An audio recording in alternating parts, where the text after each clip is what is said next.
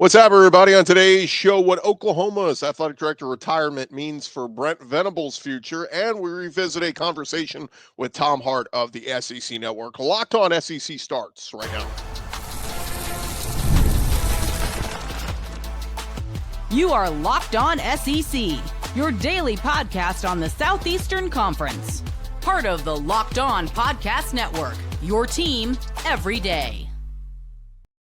And what's up, everybody? Welcome into Locked On SEC. It's great to have you guys along. I'm Gordy. Thanks for making us your first listen every day. Shout out to our everydayers. We're free and available wherever you get your podcasts and on YouTube, part of the Locked On Podcast Network, covering your team every day.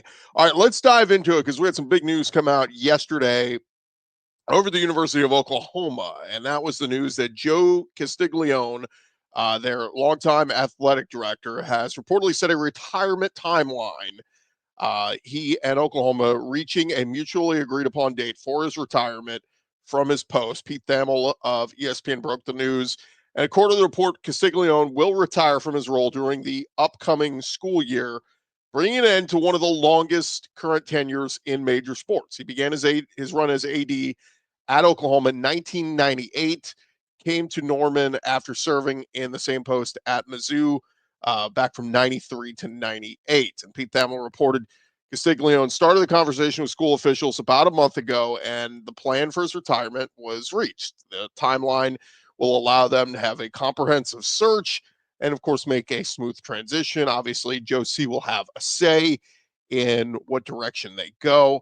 And look, under his tenure, it's been ridiculous. The Sooners have won a total of 26 national championships, 8 titles in softball. He also presided over that significant stretch of Oklahoma football. He hired Bob Stoops as head coach back in 99, had that tremendous run where they had like 4 Heisman Trophy winners, a program record 191 wins.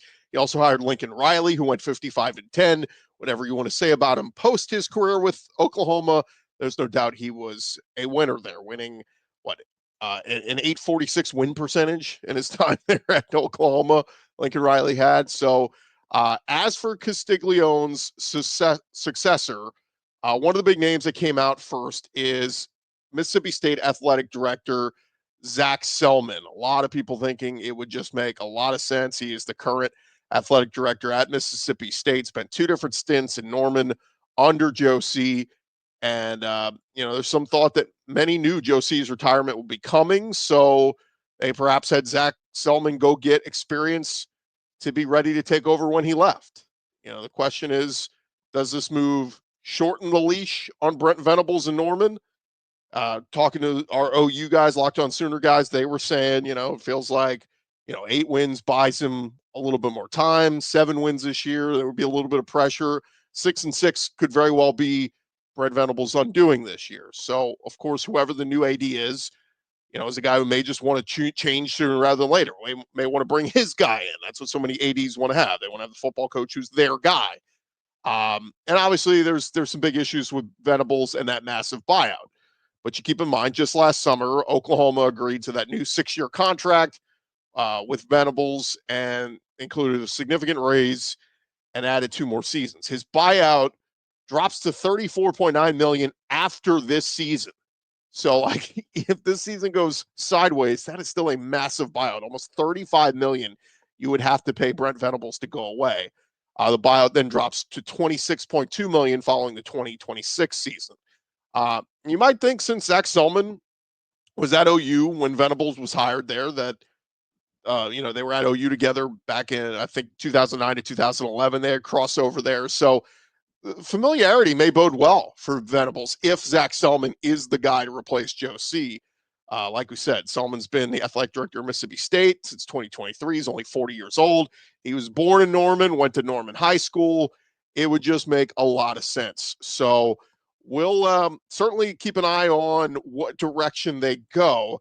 And again, it would be big to poach a fellow SEC school. If you go get Mississippi State's athletic director, and then they got to go find a new athletic director, and so on and so forth, the domino falls. But nonetheless, an ode to Joe Castiglione, only a year in the SEC as athletic director, but obviously, he will be known for all that great success, all those championships Oklahoma won under his watch, and certainly had a hand in bringing OU to the SEC, which turned out to be, pretty monumental move. So, okay. So a couple other names just to keep an eye on here.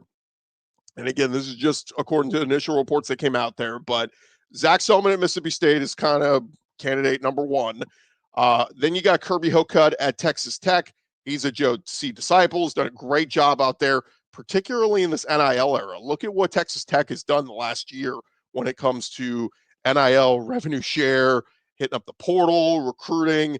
They're doing a great job there. It's hard to get people to come to Lubbock, Texas.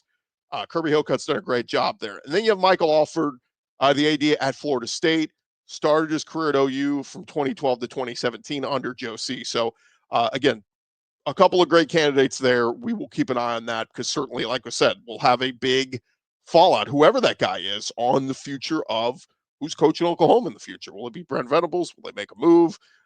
Again, a lot of that's dictated on the field this year. If Brent Venables wins at a high level, wins 19 games, he's not going anywhere. He's safe. OU's thriving. They're back to being awesome. So, again, we'll certainly keep an eye on that. All right, let's get into some recruiting news because we had some more commitments happening yesterday. Let's dive into it as Florida added a commitment for the class of 2026 and a four-star in-state linebacker, Malik Morris.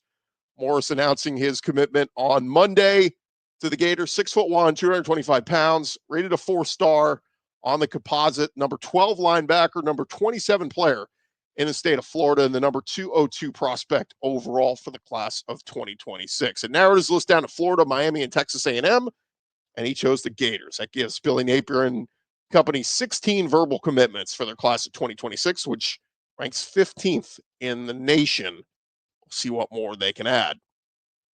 Meanwhile, over at Ole Miss, they picked up a commitment from an athlete out of Indiana, Jet Goldsberry. Pretty cool name, Jet, Jett. He's out of Lincoln City Heritage Hills High School in Indiana. He's listed at 6 foot tall, 195 pounds, a three-star prospect, number 6 player from the state of Indiana, the number 50th athlete. He drew some pretty good recruiting interest. Came down to North Carolina, West Virginia, Wake Forest, Purdue, Rutgers, and Ole Miss. As a junior quarterback, he totaled 3,500 all-purpose yards and 54 touchdowns. Speedy. So Goldsberry is a highly productive quarterback, but his future at Oxford appears to be on the defense. Ole Miss safeties coach Wes Neighbors was the one FaceTiming him during his commitment ceremony. So that gives gives Ole Miss 13 verbal commitments so far for the class of 2026. How about over at Oklahoma? Brent Venables. They picked up a commitment for a tight end out of Indiana, Tyler Ruxer. Ruxer, 6'4", 220 pounds, three-star prospect, number 3 player from the state of Indiana. What's with the SEC dipping into the state of Indiana? He's the number 25 tight end overall and had a list of offers from Duke, West Virginia, Oklahoma, and he committed to the Sooners. So that gives Oklahoma 14 verbal commitments in their class of 2026, which ranks 40th in the nation at the moment. How about over at Auburn? They've been taking a lot of arrows, Hugh Freeze has, for Auburn's kind of lack of recruiting, not exactly blowing everybody away with their recent stretch in recruiting. Auburn with just 7 hard commitments as of this moment, 86th best recruiting class in the country, worst in the SEC, and the only class with less than 10 commitments as of July 7th when we're recording this. But he appeared, Paul Feinbaum appeared on McElroy and Kublik in the morning this week over in Birmingham, and Feinbaum admitted he bought the message Freeze and their athletic director, John Cohen, were dishing out during the season, saying, when I was in Auburn during the year, I got the song and dance from John Cohen about what they inherited, and I bought it. But that's over. Hugh Freeze has had a couple of seasons. The recruiting looked to be on fire the first couple of years, and now it isn't. So quit going back and blaming everything on Brian Harsin. That has to end. It's a terrible message. If they keep pushing that message, I think it's already blown up in their faces. But Feinbaum went on to say, look, it's a dead season for the college football calendar. SEC Media Days is next week. And he said Hugh Freeze better have a better message when he comes to the podium next week. He said, I think a situation that did not look dire a couple of weeks ago is starting to look bad perceptively. And that's what we're all talking about. We're literally on the deadest 2 weeks of the year. But if Hugh Freeze walks into Atlanta and tries the same song and dance, it'll explode. The one place I wouldn't be in public right now. It's on a golf course. When you subject yourself to a picture and Lane Kiffin control you, that's a disaster. Sunday evening on social media, Kiffin posted a Hugh Freeze post from May 19th about a golf championship. Lane Kiffin kind of saying, hey, congrats, coach. Keep up the great work. Obviously a dig. Golf Digest even picked up on the fact that there was grumbling about Hugh Freeze spending so much time on the golf course with Auburn recruiting struggling. Freeze made headlines recently when he said Auburn is struggling in recruiting because it's at a disadvantage following the guidelines from the new House settlement, while other programs are not. Freeze saying, you want to make sure you're operating with what the settlement says. We think we are. We're not going by what we believe to be the accurate interpretation. It's not really to our advantage to what we're doing right now, because I think others are operating in a different manner. Nonetheless, like, you never want to have Lane Kiffin taking shots at you on social media. It's never a good day in the SEC. All right, thank you guys for making a Locked On SEC your first listen every day. Coming up next, our revisit conversation with Tom Hart of the SEC Network. You will not want to miss that. That's coming up in just a second. Hey, but first, have you guys ever decided the last minute to head to a ball game with your friends, with family? Maybe it's a game day. You suddenly realize you want to be in the stands. That is exactly where Game Time comes in. It's the easiest way for you to grab last-minute tickets without all the stress. And with the money you save on tickets, you'll be able to splurge on extra food, drinks, merch, even bring some extra friends with you if you want. Game Time is going to make that possible. The Game Time app, they make buying tickets fast and simple. Prices on the Game Time app actually drop the closer you get the first pitch. And they've got incredible last-minute deals, clear seat views so you know what to expect before you get there, and a lowest price guarantee. It takes the worry out of buying. Again, seat views right there in the app before you buy, so you know exactly what your view is going to look like. Go take the guesswork out of buying tickets with Game Time. You download the Game Time app today, create an account, and if you've never used them before, use our code LOCKEDONCollege. That will get you $20 off your first purchase. Terms apply.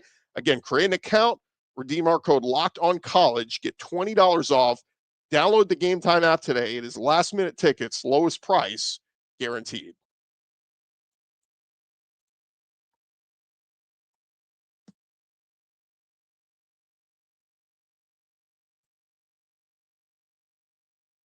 All right, rolling along here, Locked On SEC, part of the Locked On Podcast Network, covering your team every day.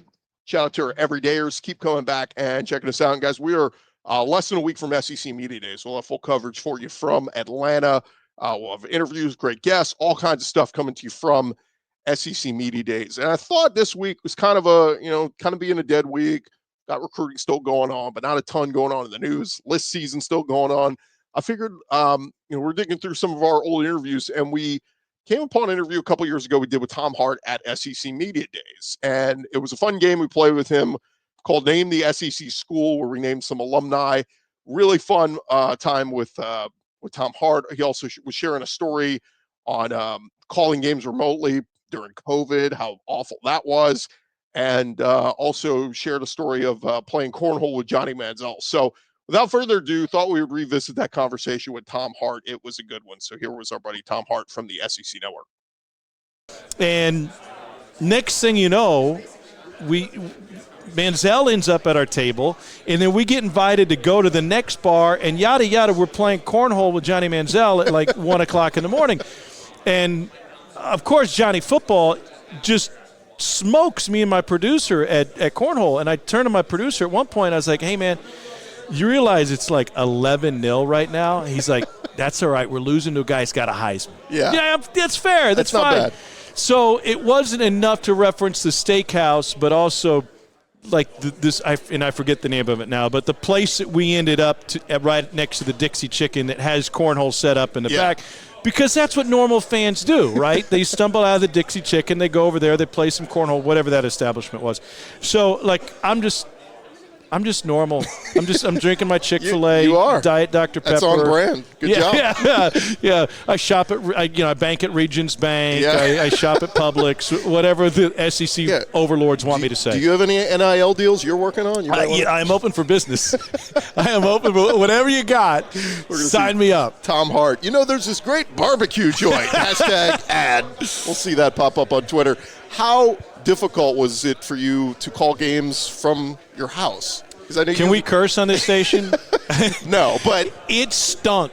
Wow. Like it. In all honesty, what I've told people, and I'd stand by this, it finally made what I do for a living feel like a job. Yeah. Because normally it doesn't. I get to go to Death Valley or Kyle Field or the College World Series in Omaha or the SEC basketball tournament, whatever.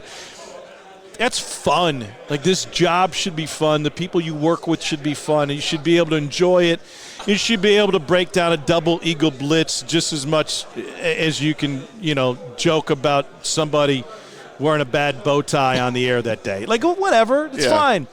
So it took the fun out of it because I wasn't able to go to the games and I wasn't able to see my guys that I work with. And Jordan Rogers and Cole Kublik are not only two of my best friends, but they are so good at what they do that they make my job really easy. And so it turns into three dudes talking ball and talking about the road trip and talking about the league and talking about college football, which, by the way, are the exact same conversations I have with my friends that I don't work with. So it seems to all roll together.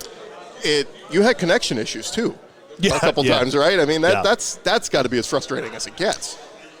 Yeah, that was no fun. We're doing Mississippi State, Kentucky, and two things happened. Number one, I got kicked off the Zoom call. We literally do broadcasts via Zoom. So all of you out there who have lived your life through Zoom and regular jobs and know how miserable it is, try broadcasting a high-def game over a Zoom. Yeah. No, that's not much fun. So I got bumped off my Zoom call because of connection issues, and then we just moved into a new house. My alarm system got triggered and started going off. When I say alarm, Chris, this isn't like a beep, beep, beep. This is like there's a tornado coming. Right, like DEFCON 4 has been activated. So, I had to deal with that at the time, and it wasn't a whole lot of fun.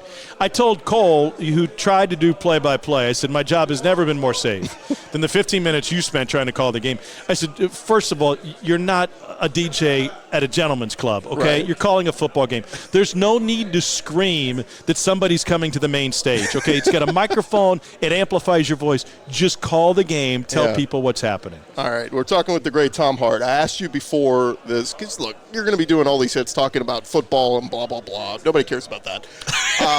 We're going to have some fun. We're going to play a little game show here. I'm going to throw out some names. It's SEC alumni trivia. I'm going to name three names. You got to name the school they went to. You ready?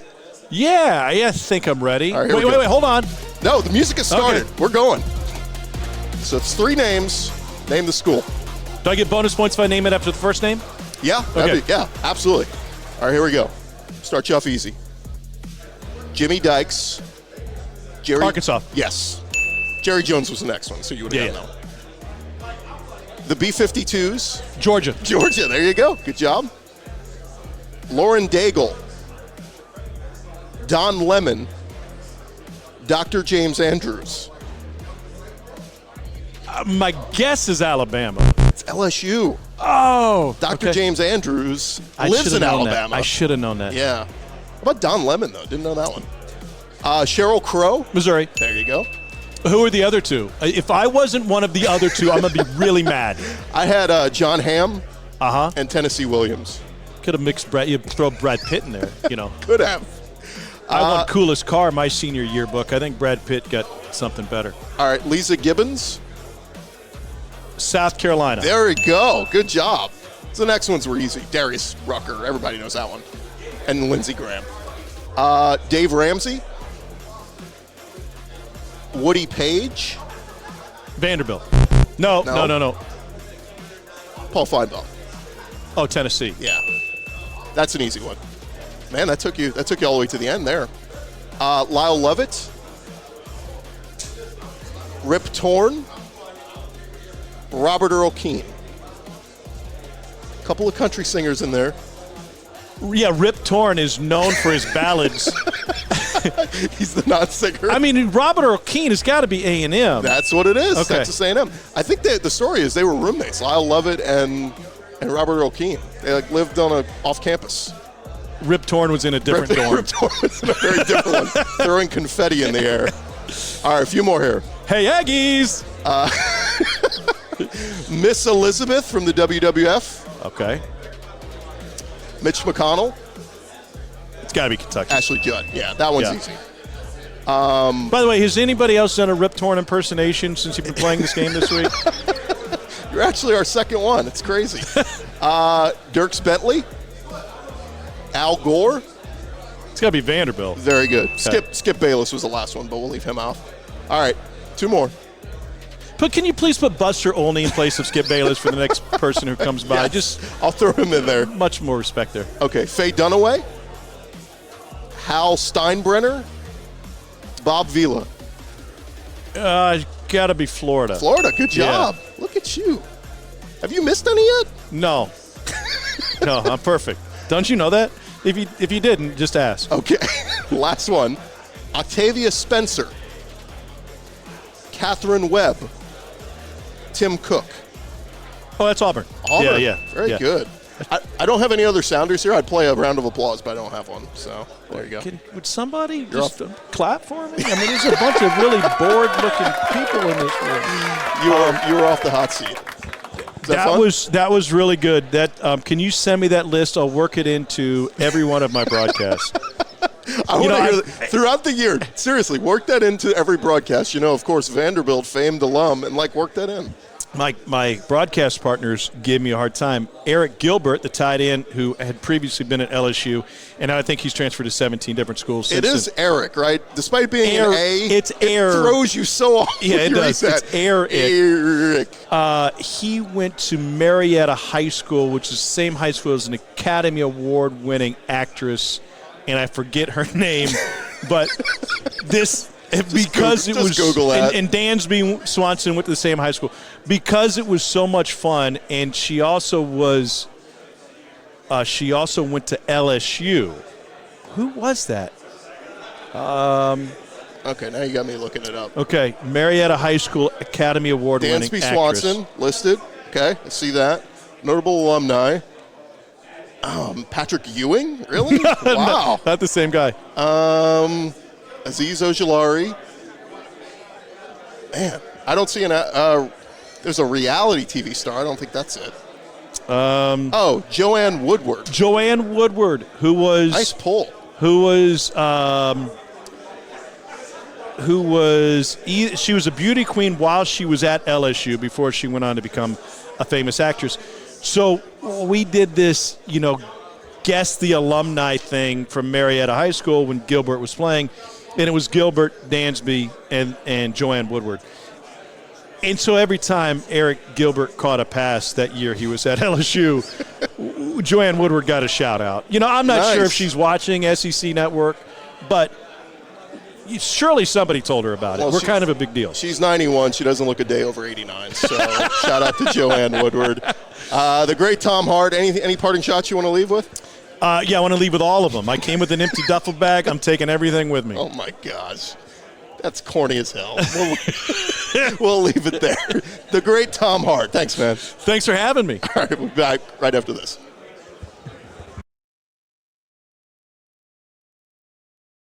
All right, that again, our conversation with Tom Hart of the SEC Network. One of the more fun personalities out there, always want to have a fun time, and that was from a couple years ago at SEC Media Days. And we like to play, fun game when we can. That was a fun one we did with Tom Hart. We did one last year with Peter Burns where we tested his knowledge on some of the guys in the transfer portal. Again, it's so hard to keep track of in this day and age with guys jumping schools, especially guys jumping from one SEC school to another. It's hard to keep up with. But we had fun with Peter Burns doing that last year at SEC Media Days. We'll see who we catch up with this year at SEC Media Days in Atlanta next week. Tom Hart lives in Atlanta, so maybe he'll make a return visit and we'll maybe test his SEC alumni trivia knowledge once again. But always a fun time at SEC Media Days. Always have some great guests, tons of SEC Network and ESPN talent. And so looking forward to that coming up next week. All right, more to come here on Locked On SEC, part of the Locked On Podcast Network, covering your team every day.